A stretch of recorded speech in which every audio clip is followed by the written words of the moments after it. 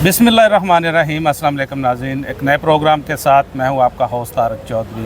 नाज़रीन, आज हमारे साथ मौजूद हैं मारूफ वकला रहनुमा पाकिस्तान तहरीक इंसाफ के रहनुमा शोएब शाहीन साहब। Sir, thank you very much कि आज आप हमारे साथ हैं। पहले ये बताइए कि रात को 26वीं यानी तरमीम जो थी वो तो पास हो गई है, और वो बाकी बात मैं आप बाद से पूछूंगा कि आपको लगता है उसमें जो एक अच्छी बात हुई है कि काजी साहब जा रहे हैं, जो कि पीटीआई का एक वो बड़ा मुतालबा था।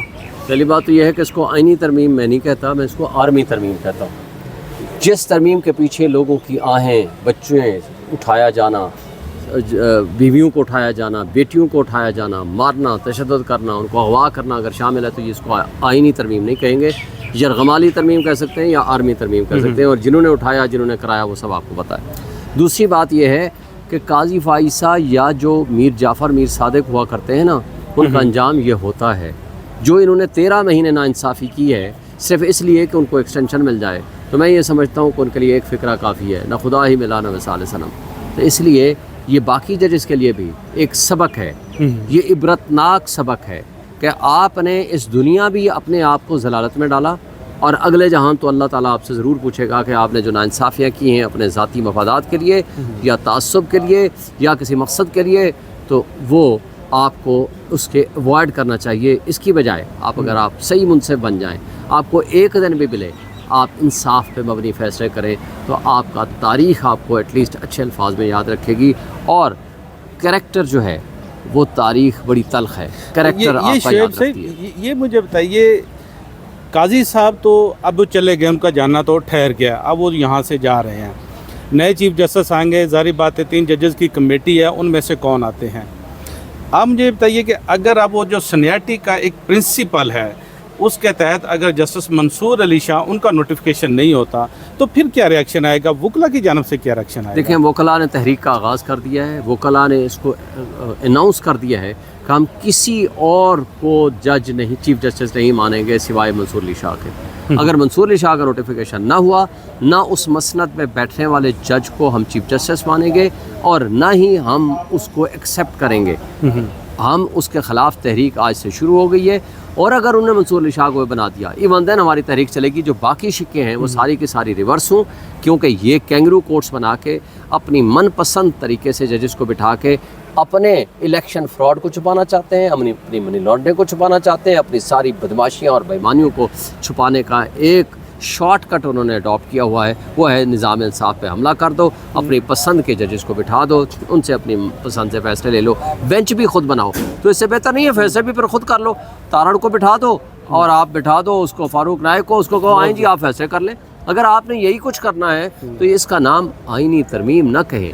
ये जुल्म है, ये ज़्यादती है, ये बेईमानी है, ये नाइंसाफ़ी है, इसमें बदनीयती शामिल है। इसको हम चैलेंज करेंगे इंशाल्लाह, सुप्रीम कोर्ट में भी चैलेंज करेंगे, सड़कों में भी चैलेंज करेंगे, वकला तहरीक की शक्ल में भी चैलेंज करेंगे, और सिविल सोसाइटी, जर्नलिस्ट, आवाम, हर महाज पे हम इंशाल्लाह इसको रिजिस्ट करेंगे और इसको सेटिसाइड कराएंगे। अच्छा, इसमें जो खौफनाक एक जो बात है कि वो अब जो सुप्रीम कोर्ट है ना, ये एक टूथलेस मतलब कोर्ट होगी, आप ये कह सकते हैं, क्योंकि ऐसी कोर्ट जिसका जो चीफ जस्टिस है अगर वो आईनी बेंच का सरबराह नहीं होगा तो ज़ाहिर बात उसके पास इख्तियार नहीं होंगे, क्योंकि एक्चुअल तो एक चीफ जस्टिस के साथ और भी 2-3 छोटे छोटे चीफ जस्टिस यहाँ पर बैठे होंगे।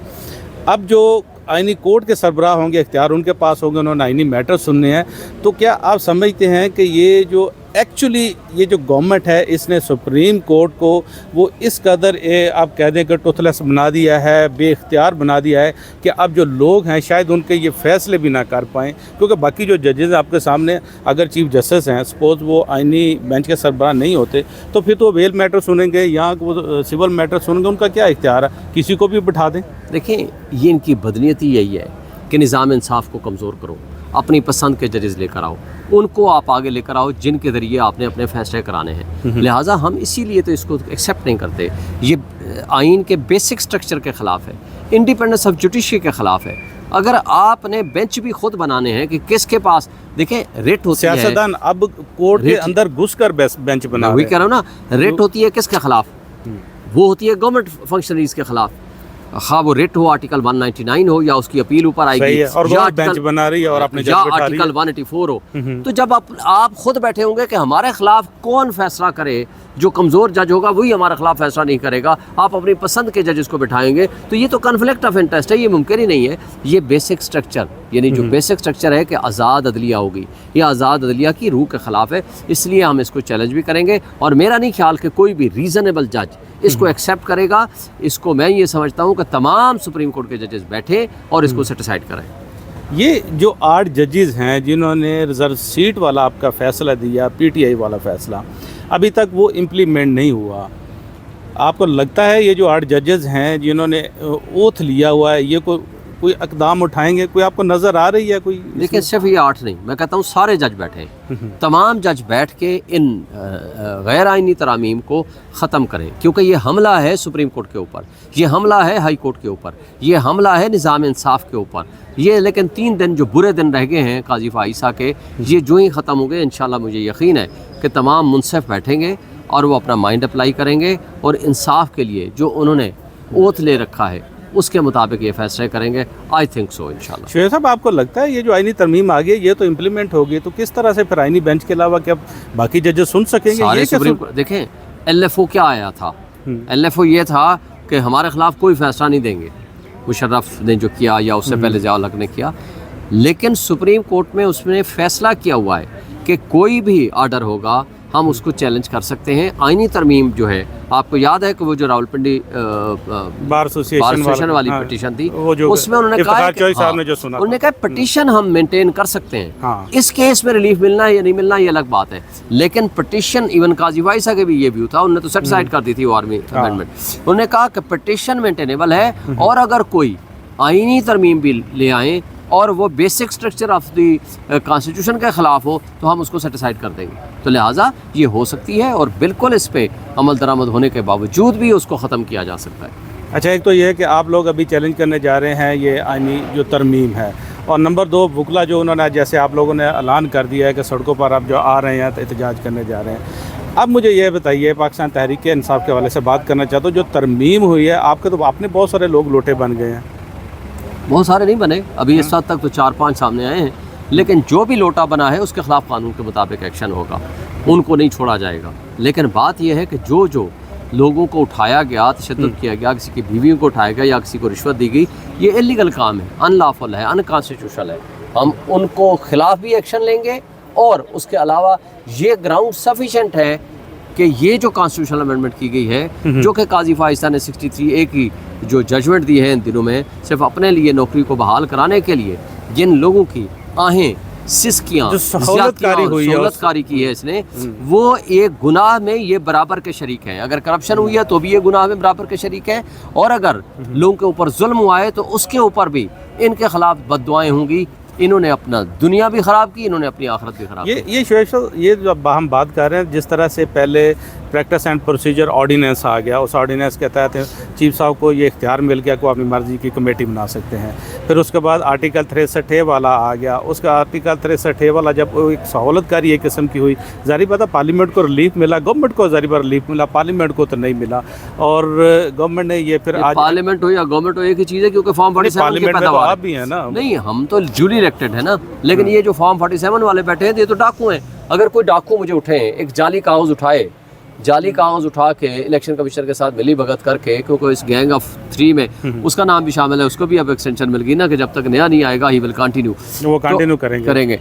अब उस जाली कागज़ के जरिए अगर किसी बिल्डिंग के ऊपर कोई कब्जा कर ले जाली तरीके से, वो उसका लेजिटिमेट हकदार तो नहीं बन जाता, तो उनकी तो लेजिटिमेसी अंडर क्वेश्चन है। मेरी ये कॉन्स्टिट्यूंसी जहाँ मैं खड़ा हूँ, 1,05,000 वोट लिए हैं, चीफ व्हिप बना दिया उस तारिक फजल को, उस बेईमान आदमी ने, उससे पूछें कि उसने आधे से भी कम वोट लिए हैं, आधे से भी कम, वो कहाँ से जीता है? कोई एक पोलिंग स्टेशन बता दें, यहाँ आप सारे साफ़ी हो, सारे मीडिया उससे यहाँ मौजूद है, मुझे बता दें किसी एक पोलिंग स्टेशन का वो रिजल्ट ले आए, बताए कि वो कहाँ से जीता है। ये तो अभी जो देखे, एक ये तो आप जो बात कर रहे हैं, मैं आपके साथ एक चीज़ शेयर करता हूँ शेख साहब के अब जो जजेस लगाए गए हैं, जो रिटायर्ड जजेस, जो ट्रिब्यूनल के जजेस हैं, मुझे याद है कि मैं जंग अखबार में था तो उस वक्त मैंने जस्टिस अब्दुल शकूर उनके ख़िलाफ़ एक स्टोरी की थी। ये उस वक्त इफ्तिखार चौधरी साहब ने इनके ख़िलाफ़ एक एक्शन लिया था, करप्शन पे एक्शन था। ये बम्बैसी रोड नहीं है, यहाँ पर वो पेट्रोल पम्प वाला एक केस चला था, शायद आप लोगों को याद हो। वो थ्रू चेक पेमेंट शायद हुई थी, चेक पेमेंट्स हुई थी। ये उस वक्त सुप्रीम जुडिशल काउंसिल में आज भी ये कार्रवाई पड़ी हुई है।